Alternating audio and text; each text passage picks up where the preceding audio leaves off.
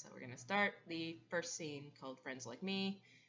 Now, Panty and Ark have met up at the gay bar, 9 Inch Males, to have a drink and catch up on things.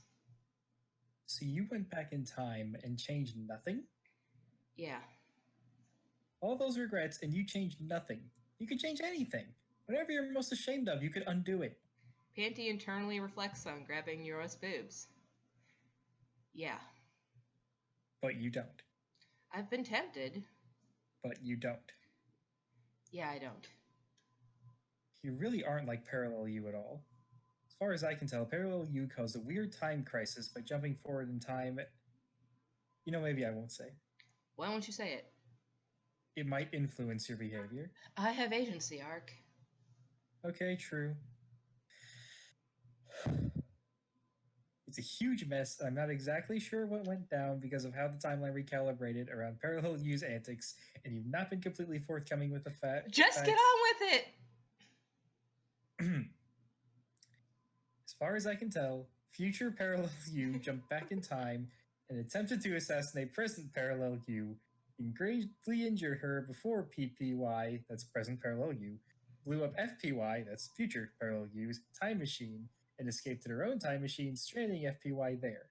In the future, PPY killed FPY before FPY ever came back to try and kill her, and then FPY faded out of existence as PPY jumped back to the present. What? Yeah, that's a mouthful. Parallel U kills your future self. And that's how I die. That's how she dies. Do you know why I did it? No, but I hope you don't replicate it. Parallel U isn't taking it well. It's probably weird to know exactly when and how you're going to die. Weird is an understatement. My theory is that FPY had a change of heart and came back to take her past self out because of all the ruckus you were causing in the present. But if she succeeded, then she wouldn't have had the change of heart in the first place. Mm-hmm. Time paradoxes are fucked up like that, so I guess I don't want to say good, but fortunate, maybe? Ugh. It's a thing that worked out the way it did. Yep, that sure is a thing. My point is that, if my theory is correct, then you've yet to use that time machine to alleviate any kind of guilt, so you're different than Parallel You. Assuming you're right, and then I am. I've been ruminating on this a lot lately, on why I don't use time travel to retcon things. It all boils down to emotional strength. I'm not sure it works like physical strength. I don't seem to get more powerful emotionally when I suffer or lose emotionally, and even if I did, it seems unethical to go back and change it. Then how do I learn from my mistakes? There's no consequences. I don't change as a person. There'll always be a chance that I'll slip up and do the regretful thing again because I never learned my lesson. Convoluted, but admirably moral and responsible. Are you surprised? I'm impressed, but don't let it go to your head. Perish the thought. I guess your rationale kind of has to be convoluted because you're a time traveler. It carries a lot of responsibility. Universe hopping seems comparatively less complicated. It's all in the eye of the beholder, friend. It's not a competition. True, Ark says with a smile. What was present Parallel Me doing that caused future Parallel Me to try and take me out? Hurting people, killing people, people who trusted her, people I thought she cared about. Is that so? Well, then we're not so different after all, she and I. Ark, who is up to this point kind of like glancing around the room, starts looking directly at Panty and says, "What do you mean?" I also hurt people I care about. Oh, do you now? Yes, I've hurt them in the past. I'm hurting them now. I'll hurt them in the future too. I do nothing but hurt the people in my life. Ark, it would be better off for everybody if I just got the hell out of all of their lives. Oh, everyone. You hurt everyone you care about. Yes, everyone. Every last one. If you truly believe you hurt everyone you care about, then all I can say is prove it. What? Excuse me? You heard me. Prove it. Your people heard her, right? Then pull the fucking trigger. What? I care about you. You care about me. So take the shot, Panty. Hurt me good. Make it count. Kill me in one hit. I don't want to. You're either someone who hurts people or someone who doesn't. So either pull the damn trigger or get over yourself. What's gotten into you? What's gotten into me? What's gotten into you? I thought we'd work through this. You still get yourself all twisted up in knots. You're not her. You're you. You may hurt people, but you atone and change your behavior. Those you've injured have probably either long since forgiven you or forgotten about you. You're the one not forgiving yourself. How condescending. I can see the future. I know what I do. You can change the future too. The future isn't set in stone, Panty. You of all people should know that. You're punishing yourself for things you haven't even done yet. Oh. You need closure. You need forgiveness for your past wrongs, but not your presumed future sins. What if they haven't forgotten me? What if they haven't forgiven me? One of the hardest things about closure is that we never get the closure we want, only the closure we deserve. The search for closure is a desire for things to end the way you want them to without thinking about what might be healthier for you, let alone what might be healthier for who or what you're seeking closure with. Panty just listens quietly. And the people you hurt, you can't control them, Panty. No one is owed or entitled to closure or forgiveness from anyone, regardless of their relationship. You can try to earn it, you can apologize, and you can even show the ultimate apology of changed behavior, because your apology means nothing if the behavior that required the apology doesn't change, but ultimately, it doesn't matter how much you change or how good of a person you are. If the person or thing you're seeking closure and forgiveness from does not wish to forgive you, then you will never receive it, and you have to accept that. The power of forgiveness and closure is in the hands of the injured, not the injurer, with one and only one exception. What's the exception? You, Panty, you're the exception. If the injured party is you, then you have the power to forgive, even if, especially if the injurer is you. The ability to forgive and to grant closure for your own self inflicted injuries is always in your hands. So if you're not forgiving yourself, then that's just a choice you're making. Ark is now talking almost entirely with his hands. You can barely hear him over the sound of his hands. He's gesturing wildly. Sorry. Yes. And you can choose different. At any moment, you can choose differently. You could literally forgive yourself right now, right this very moment, and get on with your life. Honestly, Panty, in all things, we should be asking ourselves who stands to benefit from our actions. Who is benefiting from you flagellating yourself for however long you've been at this? Sure as hell isn't you. I don't think it's the people you hurt either. No, nobody. Nobody's benefiting. Yeah, that's the way I see it. And if that potential future you're always seeing is so intolerable, then jump forward and dispense justice, just like parallel you. That's a cop-out. It's irresponsible. Nothing changes up until that point. Well, then maybe you should stop staring into that time viewer for hours at a time. Stop living in the future and start existing in the present. You can change what's on that screen, and you can be confident enough in that change to stop checking it for validation. If you can't be good enough for you, how can you expect to be good enough for anyone else? You're right. Huh. I wish that wasn't such a rare occurrence, but yeah, this time I am. It hurts, and I'm ashamed. Ark opens up his arms, says, "Come here." Panty tenses. No, I'm not a child. I can do this on my own. Okay, then I'll come over there. He approaches her. Don't touch me! Panty. Don't touch me. Panty. I'm leaving. She's... Zoom, she's gone. Panty! Fuck! Yes, we did it. Good. He did a cuss. Yeah. Good boy did a cuss. Yeah. The scene is called Being Alive, take 2. Panty sits quietly on her couch, staring contemptuously into her time viewer. An embarrassingly thematically appropriate song is dimly playing on the boombox on her makeshift bookshelf. There's a knock on the door. Panty doesn't answer. The knocking returns. Panty sets the time viewer aside on the coffee table and answers the door.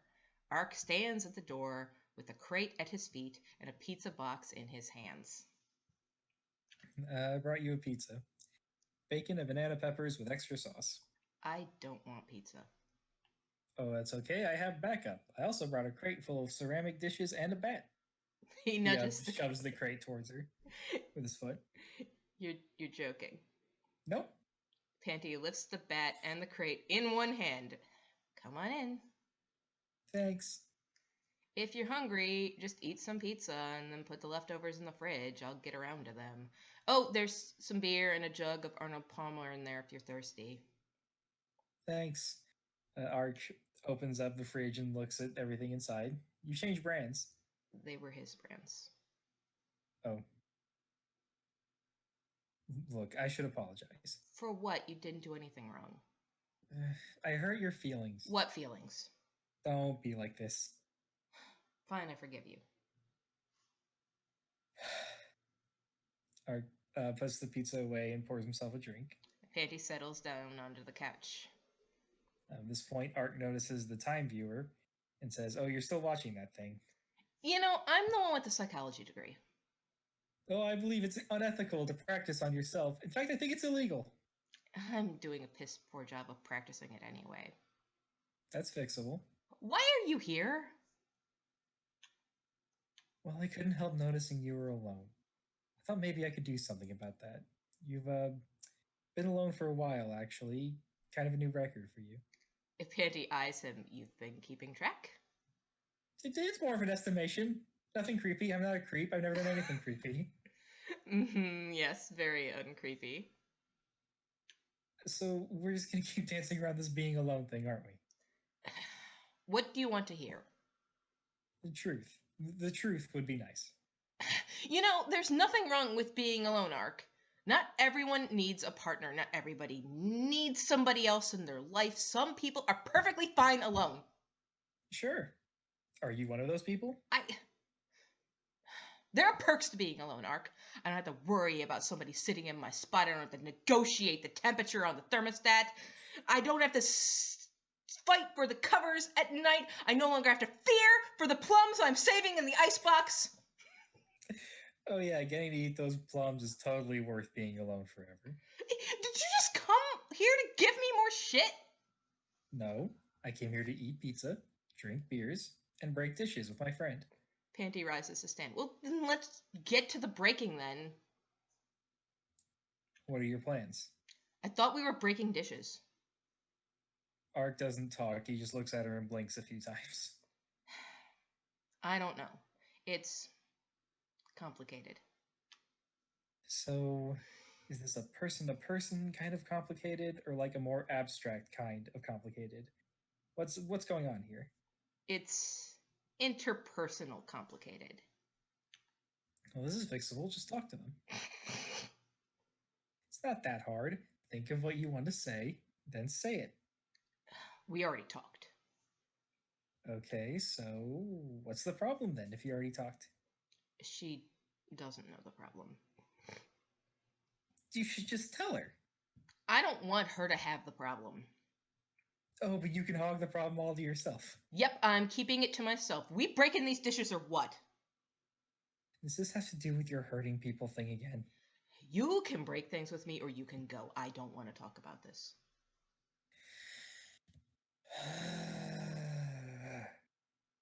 She's going to be able to tell something's up. Ark is grabbing the bat while Panty walks out in the backyard with a crate of dishes. You're not very subtle. I'm starting without you. Ark grabs the time viewer off the table covertly and pockets it. Women are always saying that to me. Nice. Ark hands her the bat after Panty picks up a teacup. He says, "Oh, teeing up already." Stop it. I'll throw you out. Hate fun. The worst. Panty tosses the cup in the air and then cracks it accurately with the bat, shattering it. 4? What sport is this? Foreplay? You. Yeah, you. That crossed the line. Ark picks up a plate. I'm forgetting that happened. Same? Panty says, handing him the bat. 3-ball in the corner pocket. And Ark tosses the plate. You got it? Okay, yeah, okay. Ark tosses the plate, whacks into a scattered mess of pieces. Can you play pool with Dragon Balls? Ark hands the bat off again. Sure, but what would you wish for? What would you wish for? How old are you? Never mind, time travel probably makes it weird. Yeah, I just celebrated my 21st birthday like 100 times in a row now. It's all messed up. It's an excellent and extremely responsible use of power. Panty tosses a bowl. Yep, smashes it. I'd wish to live exactly as long as someone else. So you die when they die? Mm-mm. I'd live when they live. Glass half full kind of guy. Ark picks up a glass broken kind of guy and smashes it.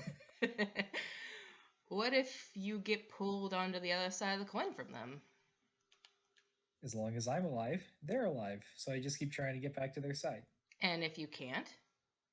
I avoid parallel you and stay alive as long as I can.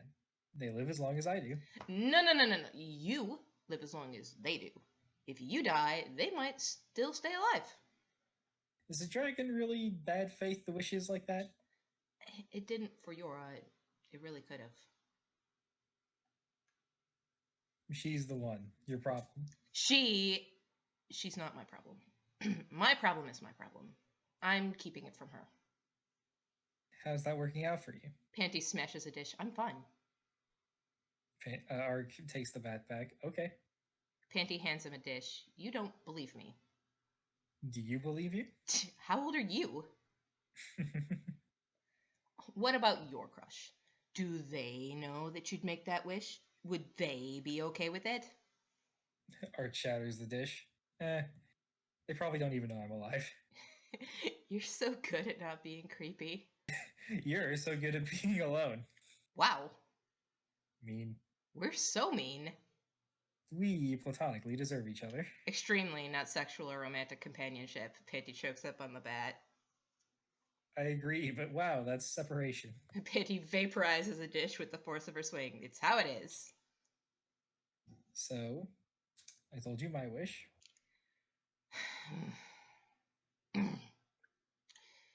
You know, originally I was planning on wishing for Yora to go on a date with me, but that's all gross consent-wise, so now I think I'd just wish for Scooby-Boo to have an ordinary appetite. You know, you can grant that original wish yourself. Ark, please. Just ask her No! No. You have no problem asking out anyone you're not related to. Are you related? Is this a forbidden incest thing? Ark! Cousins? No, you gotta be really jeering because this is a joke about Sailor Moon. I don't know if I could be super jeering. Cousins? That's good. Ark, I have a bat. This is why I'm eating the clubs in your icebox. You tell your crush your feelings, and I'll... Fuck! Haha, she's your crush. I'll ask her out. Okay, and I'll tell 2B I have a crush on her. Give me your phone. 2B! You have a crush on 2B! You know, I wasn't incredulous about your crush on Yora. No. It makes sense, but why? How? I don't even think you've spoken a word to each other. The universe I've written by Akira Toriyama. Come on. She was really hot when she killed all the dinosaurs. That was the other 2B. This side's 2B will reject me. Parallel 2B might say yes. Parallel 2B's the one you crushed on. Can you call Parallel 2B? You know, I've got a long distance plan of 4 bars. I'm willing to try this. Ark laughs and takes the bat away from her. I'll text her a dick pic. What? I just can't imagine you sending anyone a dick pic. Well, I sent one to my urologist once. Ark breaks a dish. I'll confess my feelings to Parallel 2B the next time I slip over to that side of the coin if Parallel U doesn't kill me first. Race against time, right? You gonna ask her out? You haven't confessed yet. But I will, you coward. I promise. You're serious. Ark hands her the bat. Yep. What if she says no? Parallel 2B? Well, then I have my answer. No. I mean, that's nice, but no. Yora. Oh. Well, then you have your answer. Panty looks back into the apartment pointedly towards the coffee table. Where's my time watcher? Ark holds it out for her. Here. Panty reaches for it. Ark doesn't draw it away or anything, but says, don't look, don't check, just ask. But I won't know unless I... You'll know when you ask, just like I will. Mm. Don't check, just ask. Mm-hmm. Use your words. Panty snatches the time viewer away from him. Ark is not mad, but he's very disappointed as he watches. Panty stands still with the time watcher grasped firmly in her hand.